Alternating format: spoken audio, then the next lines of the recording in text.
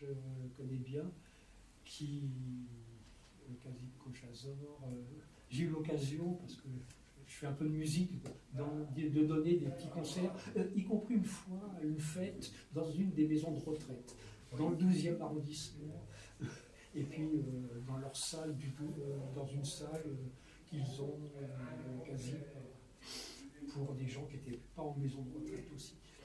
Et le Café des Psaumes, il y en a pas mal qui sont au Café des Psaumes, là.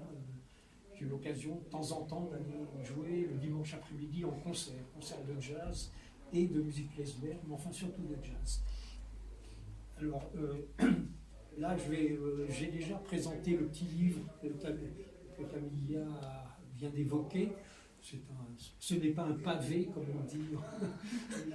Il n'est pas très épais, mais c'est un récit historique, chronologique, plus fourni à certaines périodes de l'histoire, moins fourni à d'autres, selon les documents que j'ai pu recueillir, entre autres au CDJC, mais ailleurs aussi, à la bibliothèque de l'Alliance Israélite Universelle, rue La Bruyère à Paris, dans d'autres endroits, et des témoignages que j'ai recueillis de personnes qui ont connu mes parents, ou même beaucoup plus d'enfants de personnes qui avaient connu mes parents. Et j'ai pu constituer donc ce petit ouvrage historique sur la vie de mes parents, que je n'ai pratiquement pas connu. Je suis né tout juste avant la guerre, à Mulhouse, Mühlhausen. Enfin, mon accent allemand, vous aurez compris quand même. Et j'ai failli habiter Strasbourg, mais ça ne s'est pas fait. Je n'ai vécu que quelques mois à Mulhouse, comme je suis né tout juste avant la guerre. Après, ça a été un peu tout le tour de France. Alors, je vais un peu plus parler de... Quand j'ai présenté ce livre en divers endroits, il est sorti il n'y a pas un an, il y a 10 mois à peu près, il a été édité.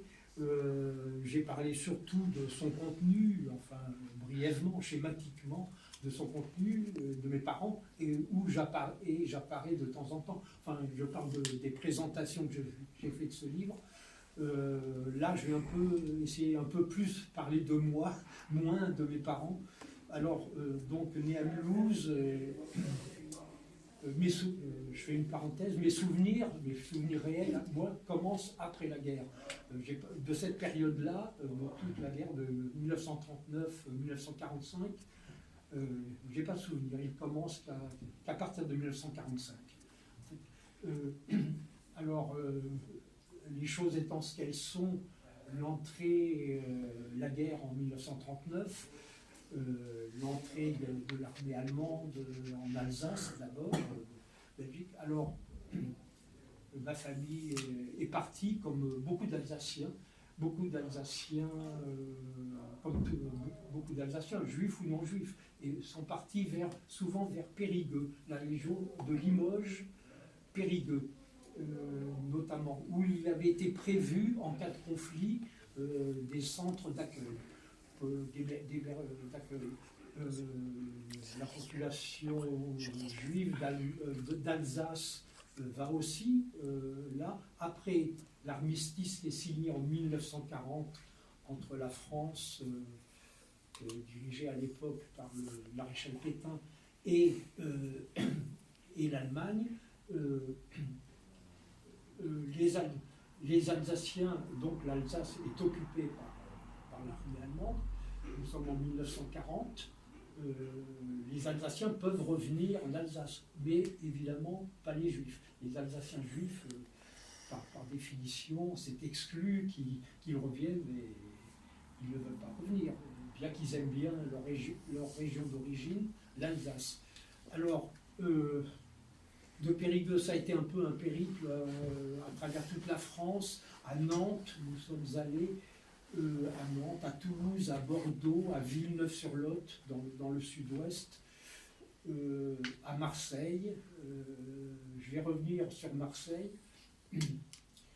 Alors, on est avec notre mère. Mon père, vu ses activités, il était aumônier. Il y avait des camps d'internement dans le sud de la France pour les populations étrangères, camps de travailleurs étrangers, on appelait ça, dans le sud de la France, qui n'étaient pas occupés encore, compte tenu des accords de l'armistice de 1940 qui n'était pas occupée par l'armée allemande.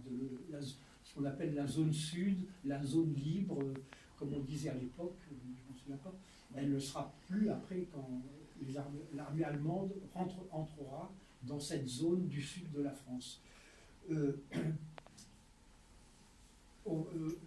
Donc, mon père, il a la responsabilité d'aller essayer de secourir dans ces camps d'internement que j'évoquais à l'instant, des secourir qui étaient pour une population d'étrangers à qui le gouvernement de l'époque de la France, dirigé par le maréchal Pétain, avait retiré la nationalité française.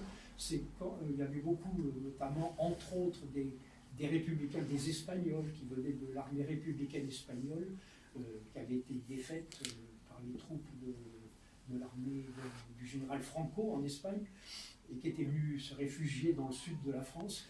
Ils ont été mis dans ces camps-là, et rapidement, beaucoup de juifs, français ou pas français, où il y avait des juifs qui avaient été naturalisés entre 1920 et 1940, qui étaient venus de l'Europe centrale et à qui la nationalité française avait été retirée. Alors, beaucoup de juifs rejoignent dans ces camps contraints et forcés les travailleurs étrangers, non juifs. Et alors, mon père, j'en reviens, va visiter, il peut le faire légalement encore, pour le moment, ça ne durera pas après. Il peut aller apporter du secours, recenser les besoins de nourriture, vestimentaire, parce que les conditions, comme vous le savez, dans ces camps, déjà en France, dans le sud de la France, étaient plus que précaires, étaient très misérables, en tout domaine, santé, alimentation, hygiène, morale, livresque, enfin, en tout domaine.